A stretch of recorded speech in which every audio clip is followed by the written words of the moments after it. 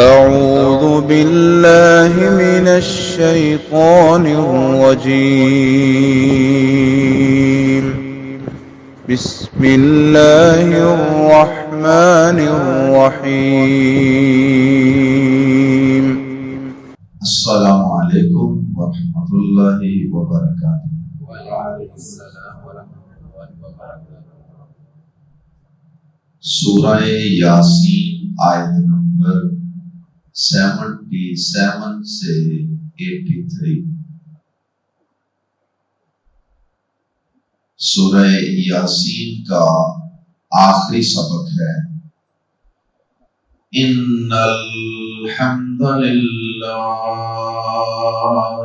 والصلاة والسلام علی رسول اللہ اما بعد. اعوذ باللہ السمیع العلیم من الشیطان الرجیم من حمزه ونفخه ونفثه. اولم ير الانسان انا خلقناه من نطفة فإذا هو خصيم مبين. وضرب لنا مثلا ونسي خلقه قال من يحيي العظام وهي رميم. قل يحييها الذي أنشأها أول مرة وهو بكل خلق عليم. الذي جعل لكم من الشجر الأخضر نارا فإذا أنتم منه توقدون. أوليس الذي خلق السماوات والأرض بقادر على أن يخلق مثلهم؟ بلى وهو الخلاق العليم. إنما أمره إذا أراد شيئا أن يقول له كن فيكون. فسبحان الذي بيده ملكوت كل شيء وإليه ترجعون. انسان کے نیک اعمال کی بنیاد اس کا مرنے کے بعد کی زندگی پر ایمان اور یقین ہے.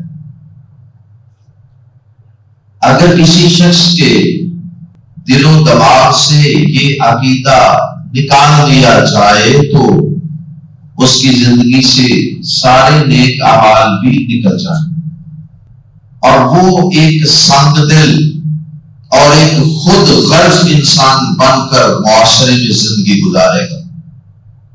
اور پھر وہ ایک ایسا انسان، ایک ایسا مجرم اور کریمنل تیار ہوگا کہ جو اپنے 5 روپے کے فائدے کی خاطر دوسرے کے 5,000 یا 5 لاکھ کا بھی نقصان کرنے کے لیے تیار ہو جائے.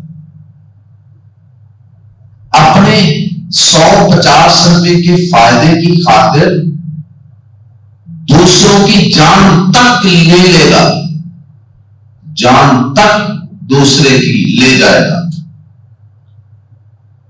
اللہ اکبر.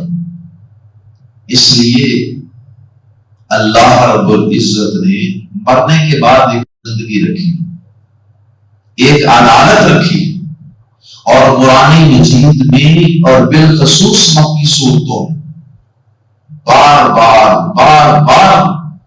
اس بات کو دلائل سے واضح کیا جاتا ہے، بار بار دلائل سے سمجھایا جاتا ہے کہ اے انسان، مرنے کے بعد ایک زندگی ہے، مرنے کے بعد تجھے اللہ رب العزت ایک دفعہ دوبارہ تیری قبر سے زندہ کر کے کھڑا کریں گے اور اپنے سامنے اپنی عدالت میں میدان محشر میں پیش کریں گے۔ پھر تیری ساری زندگی کا حساب و کتاب ہوگا۔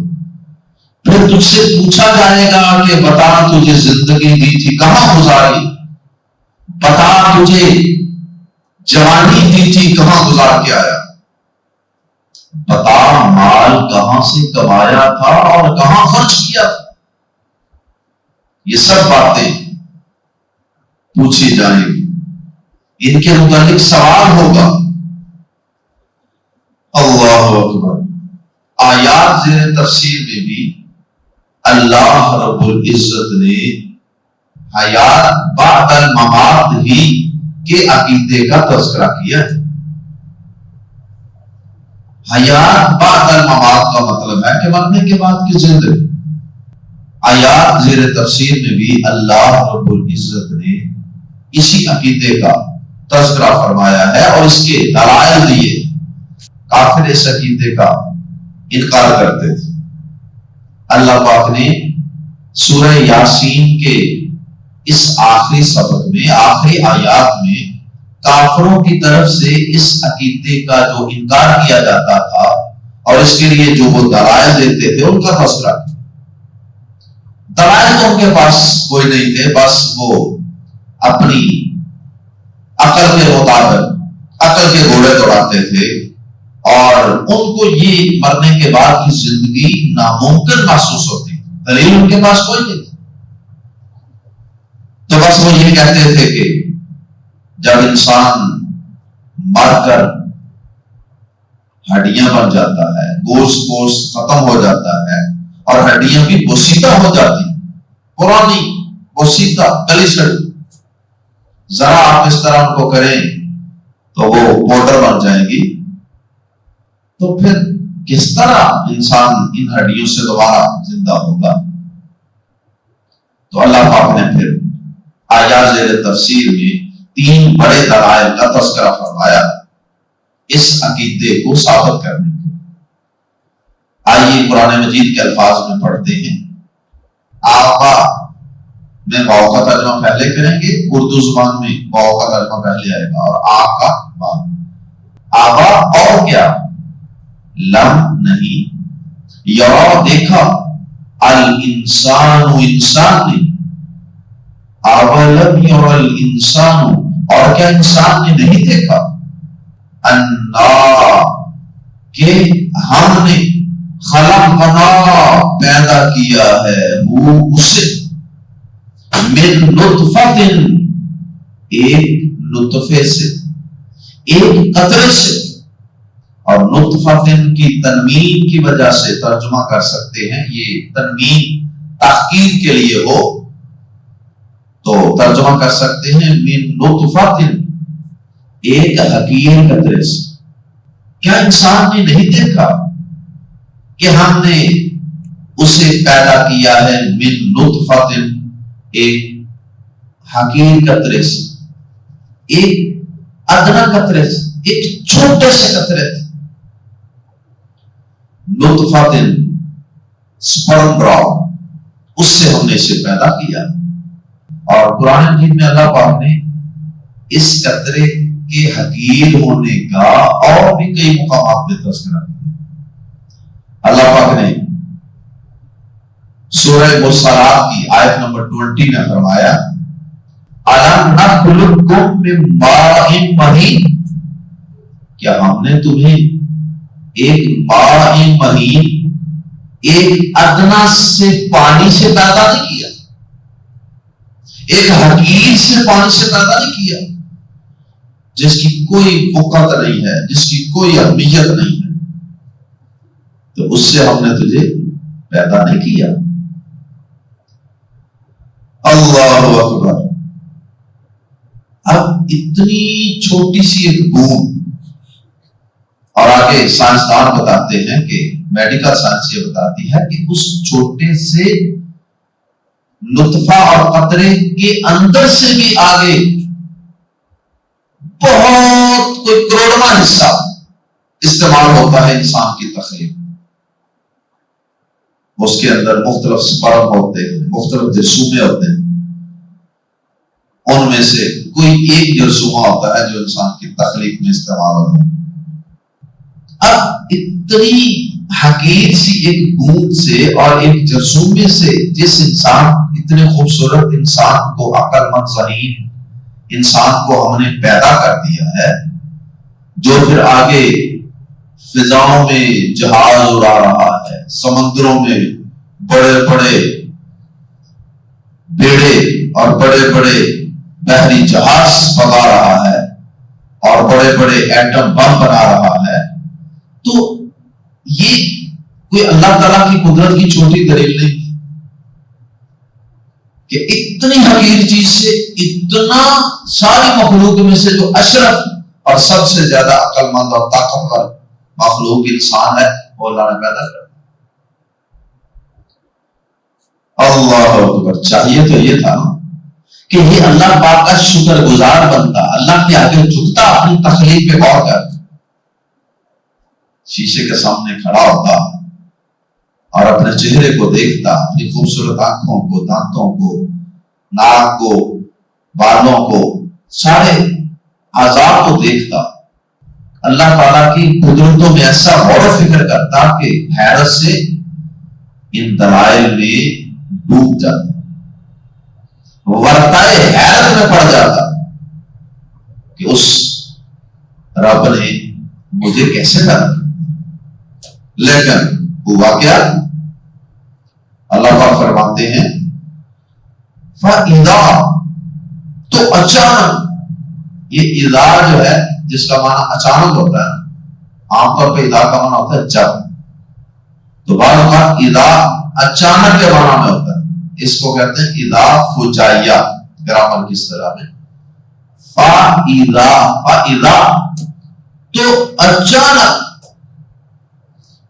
اچانک کیا ہوا؟ اچانک اس لیے کہا جا رہا ہے کہ یہ ایک ایسی عجیب بات تھی کہ جس کی توقع نہیں کی جا سکتی تھی. انسان نے جو کیا، جو کہا، یہ اتنی ایک عجیب بات تھی کہ جس کا فہم و گمان نہیں کیا جا سکتا تھا. امید ہی نہیں کی جا سکتی تھی کہ انسان کا یہ طرز عمل ہوگا جسے ہم نے اتنے حقیر قطرے سے پیدا کیا ہے. وہ جب تھوڑا سا طاقتور ہو جائے گا، بڑا ہو جائے گا، جوان ہو جائے گا، تو وہ اللہ پاک کے بارے میں یوں کہے گا.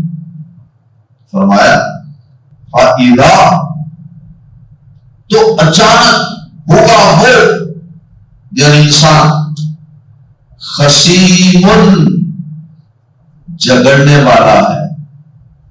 خصم جھگڑا اور خصیم جگڑنے والا. مبین کھلم کھلا، ہلکا پھلکا جھگڑا نہیں، ڈکے چھپے الفاظ میں اختلاف نہیں. خصیم مبین، واضح جھگڑا نہیں.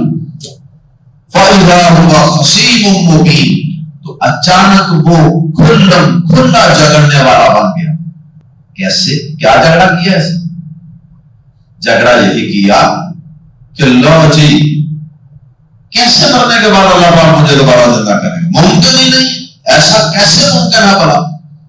چاہیے تو یہ تھا نا کہ اپنی اوقات میں رہتا، اپنی تخلیق کو فراموش نہ کرتا اور اللہ تعالیٰ کے اس احسان میں اپنا سر، ساری زندگی اس کے احسان کے بوجھ سے اس کے سامنے جھکایا کرتا. لیکن اس نے ذرا جب گردن نکالی، ذرا چھاتی اس کی نکلی، ذرا اس میں تھوڑی سی طاقت قوت آئی، جب یہ ذرا سوچنے سمجھنے لگا تو کیا کہنے لگا؟ اور اس نے بیان کی لنا، ہمارے لیے، مثلا ایک مثال. اس نے ہمارے لیے مثال بیان کرنے سے مراد یہ ہے کہ وہ ہمیں دوسروں کے مثل قرار دیتا ہے. جیسے انسان اپنے بارے میں سوچتا ہے نا کہ یار میں تو ان بوسیدہ ہڈیوں سے دوبارہ انسان نہیں بنا سکتا، یہ تو بڑا مشکل کام ہے، بلکہ ناممکن کام. تو اللہ پاک بھی کس طرح بڑا اس مردہ انسان کو دوبارہ زندہ کرے. اب اس نے گویا کہ خالق و مالک کو انسان کے مثل بنا دیا. ایک تو یہ مطلب ہے مثلا اس نے ہمارے لیے مثال بیان کی، یعنی ہمیں دوسروں کے مثل قرار دیا. عربی زبان کا ایک مقولہ ہے المرء یقیس علی نفسہ، انسان اپنے نفس پر قیاس کرتا ہے، چونکہ انسان سمجھتا ہے کہ یہ میرے لیے تو ممکن ہی نہیں، تو وہ اسی بات کو اللہ پہ بھی لگا دیتا. اور اس کا یہ مطلب یہ ہو سکتا ہے کہ وہ اللہ تعالیٰ کے متعلق مثالیں دے دے کے باتیں کرتے ہیں. مثلا کافر بوسیدہ ہڈی کو قبرستان سے لے کر اس طرح اس کا پاؤڈر سا بنا کے اس کو پھونک مارتے ہوا میں اڑا کے کہتے کہ اے محمد صلی اللہ علیہ وسلم آپ کہتے ہیں کہ ان ہڈیوں سے انسان کو دوبارہ زندہ کیا جائے. یہ مثال پیش کر کے دکھاتے اللہ کے بارے میں کہ اللہ کیسے پیدا کرے. وَنَسِيَا، اور وہ بھول گیا خلق تخلیق پیدائش ہو اپنی. وَنَسِيَ خَلْقَهُ، اور وہ اپنی پیدائش کو بھول گیا کہ میں پہلی دفعہ پیدا کیسے ہوا. کاش سے اپنی پہلی دفعہ کی پیدائش کو ذہن میں رکھتا، پھر سوال ہی پیدا نہیں ہوتا تھا کہ وہ یہ اللہ کے بارے میں ایسا سوچتا، ایسا خیال اپنے دل میں لاتا. پہلی آیت مبارکہ کے آغاز میں جو لفظ ہے نا اولم یرا، اولم یرا الانسان ہوں، اور کیا انسان نے نہیں دیکھا، اس سے مراد دیکھنا آنکھ سے دیکھنا نہیں، کیونکہ کوئی بھی انسان ایک نطفے سے اپنے آپ کو پیدا ہونے کو دیکھتا نہیں. اس لیے دیگر بہت سی آیات کی طرح یہاں بھی اس سے کیا مراد ہوگا اولم یعلم، اولم یعلم الانسان، کیا انسان نے جانا نہیں، یعنی خود آنکھوں سے نہیں بھی دیکھا لیکن مشاہدے کی آنکھ سے، تجربے کی آنکھ سے تو ہر انسان کو اس چیز کا پتہ چل گیا نا کہ انسان کی پیدائش ایسے ہوتی ہے. یا دوسروں کی تخلیق کو، دوسرے انسانوں کی پیدائش کو دیکھ دیکھ کے اسے پتہ چل گیا کہ میں بھی ایسے پیدا ہوا. اور اس نے کہا انسان مزید انکار اور اعتراضات. اور اس نے کہا من یحیی، کون زندہ کرے گا العظام، ہڈیوں کو. عظام عظم کی جمع، عظم ہڈی بون، اور اس کی جمع عظام. قال، اس نے کہا من یحیی العظام، کون ہڈیوں کو زندہ کرے گا. واو، جبکہ یا وہ اور امین بوسیدہ ہوں گی، بوسیدہ ڈس انٹیگریٹڈ. جب ہڈی بے جان ہو چکی، بوسیدہ ہو چکی اور بالکل خستہ ہو چکی، تو ان ہڈیوں سے کون پیدا کرے. کل کہہ دیجیے اے نبی پاک صلی اللہ علیہ وسلم، یحیی زندہ کرے گا، ہاں انہیں، ہاں کی ضمیر لوٹ رہی ہے العظام کی طرف، ہڈیاں. یحیی ہاں، انہیں زندہ کرے گا ہڈیوں کو. الذی، جس نے انشاء، پیدا کیا، انشاء اگایا یا پیدا کیا، ہاں انہیں، ان ہڈیوں کو. اول مرۃ، پہلی مرتبہ. کبھی یہ بھی غور کیا کہ پہلی مرتبہ یہ ہڈیاں آئی کہاں سے؟ ایک چھوٹی سی بوند سے، ایک چھوٹی سی بوند سے. اس کے اندر ہڈیاں کہاں سے آ گئی تھی؟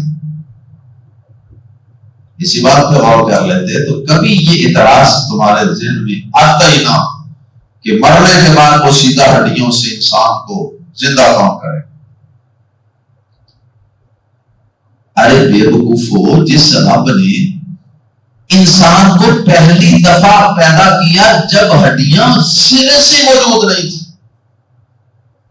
اور اس کے گوشت پوست اور مسل اور بال اور آنکھیں اور ہر چیز یہ موجود ہی نہیں تھی، تو اس نے پیدا کر دی۔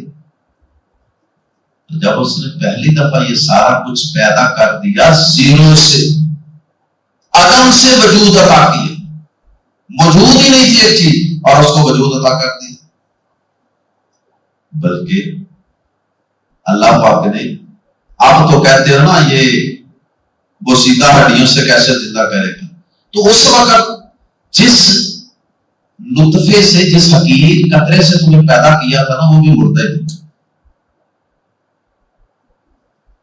وہ حقیر قطرہ مردہ تھا۔ اللہ پاک نے اس سے تمہیں زندگی عطا فرمائی۔ اللہ اکبر۔ جو انسان اس بات پہ غور و فکر کرے گا وہ کبھی بھی مرنے کے بعد کی زندگی کو ناممکن اور بعید از عقل خیال نہیں کرے گا۔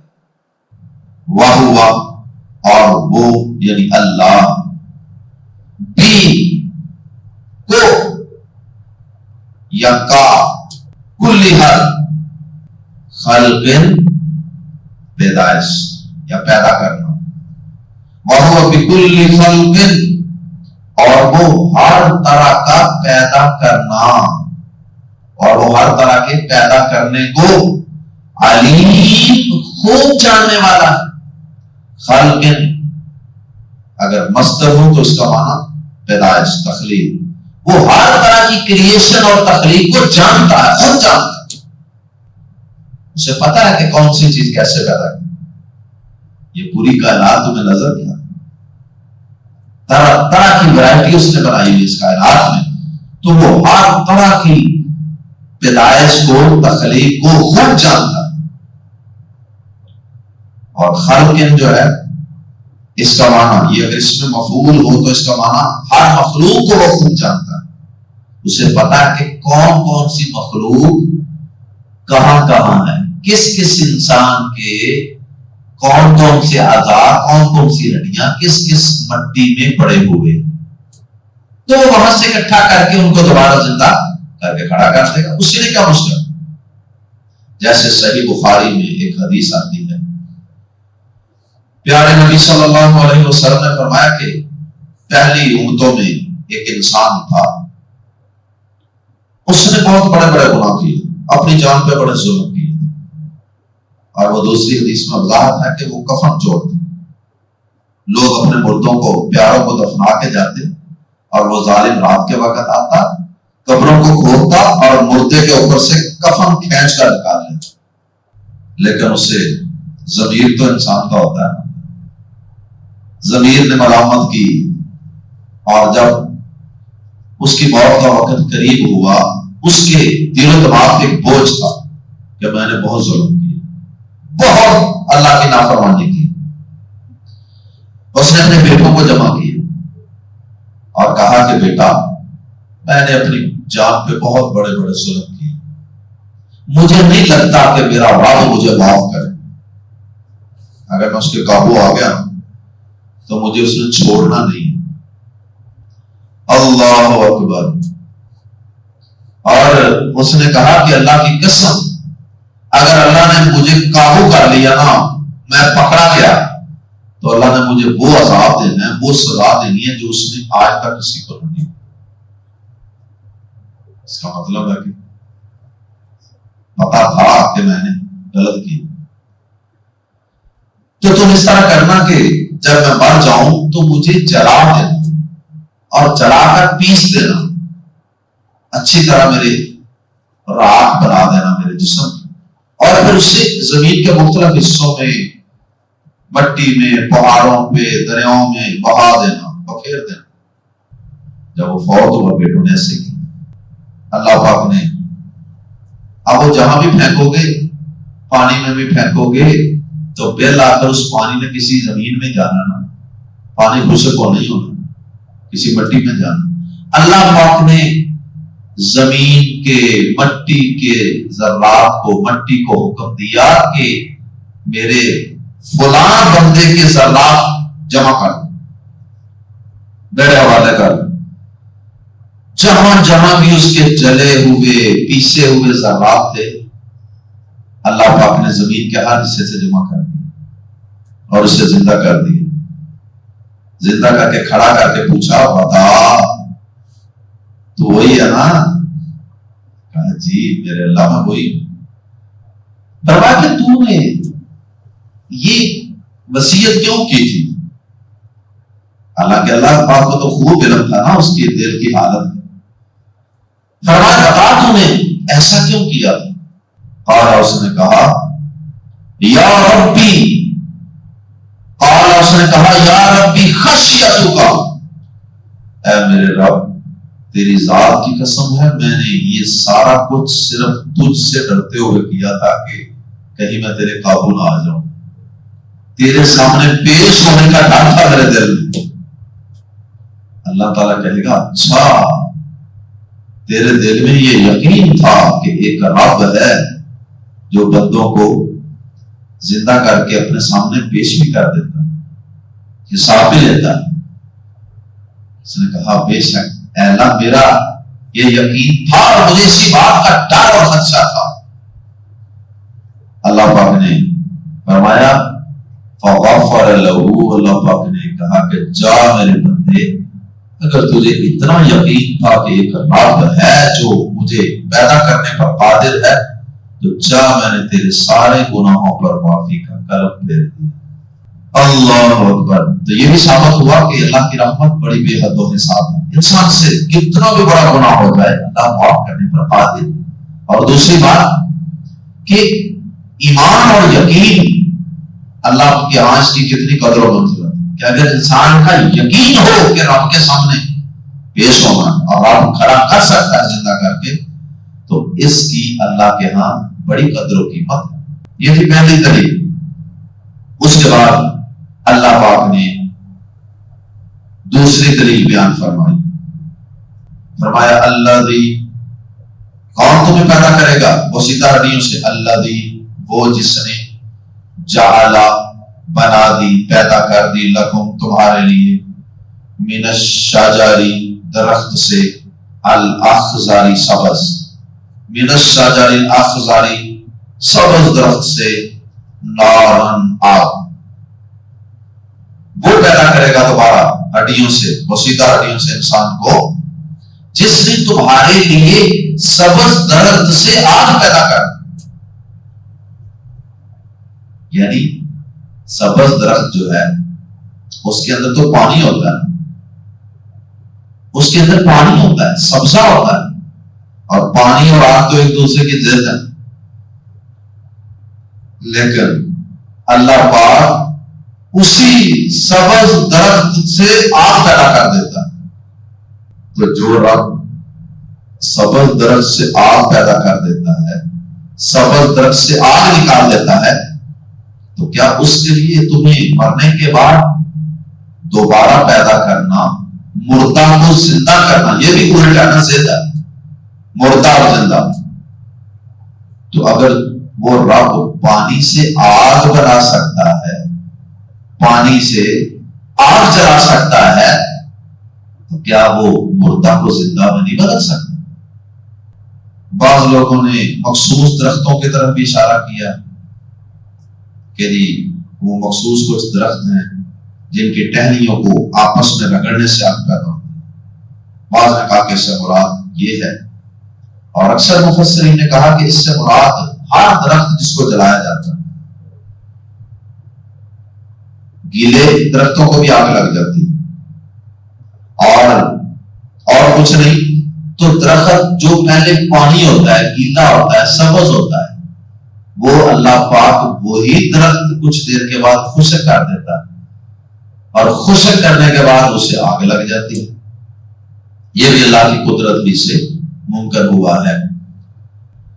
فَإِذَا، تو یکا یک، یہاں بھی اضاف ہو جائے، پھر یکا یک، انتم، تم، منہ اس سے، کس سے؟ اس سبز درخت سے توقدون آپ جلا لیتے ہو. یعنی پہلے لگتا ہی نہیں کہ سبز درخت کو آگ لگ سکے گی، لیکن توقع کے برعکس اس کو کاٹ کے رکھ دیں تو 1 2 3 دن بعد ہی اس کو آگ لگ جاتی، وہ آگ جلا رہا ہوتا ہے. فَإِذَا أَنْتُمْ مِنْهُ تُوقِدُونَ، تو اچانک تم اس سے آگ جلا لیتے ہو، یعنی جلدی، اتنی ریپڈ چینج. اگنائٹ، توقدون آگ جلاتے ہو، اگنائٹ، اگنیشن. تیسری دلیل آغا اور کیا؟ لیسا نہیں، الذی جس نے خلق پیدا کیا سماوات والارض آسمانوں اور زمین کو، بقادر قادر، اور کیا جس نے آسمانوں اور زمین کو پیدا کیا قادر نہیں ہے؟ الا، اس بات پر، ان یخلق، کہ وہ پیدا کر دے، مثلہم، ان جیسے. کیا مطلب؟ کہ جس رب نے زمین و آسمان جیسی بڑی بڑی مخلوقات پیدا کر دی ہیں، سورج پہ غور کرو، چاند ستاروں پہ غور کرو، زمین سے لاکھوں گنا بڑے سورج پہ غور کرو. جس رب نے اتنا بڑا منظم وسیع و عریض آسمان اور زمین بنا دیے ہیں کہ جس آسمان کی وسعتوں کو انسان مسلسل پانے کی کوشش کر رہا ہے، لیکن مسلسل ناکام. مزید نئی نئی کہکشائیں، نئی نئی دنیایں اس کے سامنے کھل رہی. تو جس رب نے یہ زمین و آسمان جیسی اتنی بڑی بڑی مخلوقات پیدا کر لی ہیں، کیا وہ اس بات پہ قادر نہیں ہے کہ وہ ان جیسے اور پیدا کر دے؟ یعنی انسان، اس جیسے انسان کو کیا دوبارہ اللہ تعالیٰ پیدا نہیں کر سکتا؟ وَهُوَ الْخَلَّاقُ، اور وہی سب کچھ پیدا کرنے والا ہے. خالق کا معنی ہوتا ہے پیدا کرنے والا، اور یہ اس میں مبالغہ ہے. خلاق، سب کچھ پیدا کرنے والا. وَهُوَ الْخَلَّاقُ، اور وہی سب کچھ پیدا کرنے والا ہے. العلیم، سب کچھ جاننے والا. اسے ہر چیز کو پیدا کرنا آتا ہے، علم ہے اس کو، وہ جانتا ہے. تو جو رب اتنی بڑی بڑی مخلوقات پیدا کر سکتا ہے، تو وہ کون سا مردہ ہے جو رب زندہ نہیں کر سکے گا؟ قرآن مجید میں اللہ پاک نے زمین و آسمان کی تخلیق کو بطور دلیل بہت سے مقامات پہ ذکر کیا. جیسے مشہور آیت ہے سورۃ النازعات کی، اَأَنْتُمْ أَشَدُّ خَلْقًا أَمِ السَّمَاءُ بَنَاهَا، کیا پیدا کرنے میں تم زیادہ مشکل ہو یا آسمان جسے اس نے بنایا ہے؟ بتاؤ، آسمان کو پیدا کرنا، سورج کو پیدا کرنا، ستاروں کو پیدا کرنا، اتنی بڑی زمین، پہاڑوں کو پیدا کرنا، یہ زیادہ مشکل ہے یا ایک چھوٹے سے انسان کو پیدا کرنا زیادہ مشکل ہے؟ اللہ اکبر. اور سورہ مومن میں اللہ پاک نے فرمایا لَخَلْقُ السَّمَاوَاتِ وَالْأَرْضِ أَكْبَرُ مِنْ خَلْقِ النَّاسِ، یقیناً زمین و آسمان کو پیدا کرنا انسان کی تخلیق سے کہیں بڑا کام تھا، زیادہ بڑا پروجیکٹ تھا، مشکل کام تھا انسانوں کے لیے، انسانوں کے پوائنٹ آف ویو سے بات ہوئی، ورنہ اللہ کے لیے تو وہ بھی آسان ہے. اور آخر میں اللہ پاک نے خلاصہ بیان کر دیا آخری 2 آیات میں، ساری پچھلی تمام باتوں کا اور جو دلائل بیان ہوئے ان کا خلاصہ بیان کیا ہے. فرمایا انما امرہ، انما کلمہ حسر ہے، انما امرہ، اس کا حکم تو صرف اتنا ہوتا ہے، اذا جب ارادہ، وہ ارادہ کرتا ہے، شیئن، کسی چیز کا، ان یقولا، کہ وہ کہتا ہے، لہو، اس چیز سے، کن، ہو جا، کن، ہو جا، فا، تو یکون، وہ ہو جاتی ہے. اس کا حکم تو بس اتنا صحیح، اس سے کون سی مشکل پیش آتی ہے کسی کو پیدا کرنے میں؟ اس کا حکم تو جب وہ کسی چیز کا ارادہ کرتا ہے اس کے سوا نہیں ہوتا کہ اسے کہتا ہے ہو جا تو وہ ہو جاتی ہے. اتنی آسان تخلیق. فسبحانہ، پس پاک ہے، الذی، وہ ذات کے، بیدہ، اسی کے ہاتھ میں ہے، ملکوت، کامل بادشاہی، کامل بادشاہی، ملک کہتے ہیں بادشاہی کو، اور ملکوت یہ ملک سے مبالغہ ہے، جسے ہم اس کا ترجمہ کر رہے ہیں کامل بادشاہی، یعنی ملک بادشاہی، اور ملکوت اس کا مطلب ہے پوری بادشاہی، کامل بادشاہی. فسبحان الذی، پس پاک ہے وہ ذات، الذی کہ اسی کے بیدہ، ہاتھ میں، ملکوت، بادشاہی ہے، کامل بادشاہی ہے، کل شیء، ہر چیز کی، وَإِلَيْهِ، اور اسی کی طرف ترجعون، تم لٹائے جاؤ گے. بس پاک ہے وہ کہ اسی کے ہاتھ میں ہر چیز کی پوری بادشاہی ہے، کامل بادشاہی ہے، اور اسی کی طرف تم لوٹائے جاؤ گے. اللہ اکبر. یعنی یہ نہیں کہ تم مٹی میں رل مل کے ختم ہو جاؤ گے، نہیں، اسی کی طرف لوٹائے جاؤ، مرنے کے بعد اٹھائے جاؤ، میدان محشر میں لائے جاؤ گے، اور وہ تمہیں دوبارہ وجود عطا کرے گا. بھاگ کر کسی اور کے پاس پناہ نہیں لے سکو گے، اسی کے پاس جانا پڑے گا اور حاضر ہونا پڑے گا. تو مکمل بادشاہی اسی کے پاس ہے. دنیا کے بادشاہوں کے پاس تو ادھوری بادشاہتیں ہوتی ہیں، نامکمل، جب مرضی. ابھی یہ کل پرسوں سے بھی دیکھ لیں نیپال میں کیا حالات، اور کچھ دیر پہلے بنگلہ دیش میں حالات ہوئے، اس سے پہلے کسی اور ملک میں، اس سے پہلے کسی اور ملک. جب مرضی کسی بادشاہ کی کرسی کو لوگ ایسے پکڑ کے الٹا دیتے ہیں، بادشاہ کو نیچے پھینک دیتے. آج کی اخبار کی خبر ہے کہ نیپال کے صدر یا وزیر اعظم کو، جو بھی وہاں کا حکمران ہے، اس کی بیوی کو زندہ جلا دیا لوگوں نے. پھر یہ بھاگتے ہیں، فرار ہوتے ہیں. یہ کیسے بادشاہ؟ یہ تو ادھوری بادشاہ ہیں، یہ تو نامکمل بادشاہ ہیں.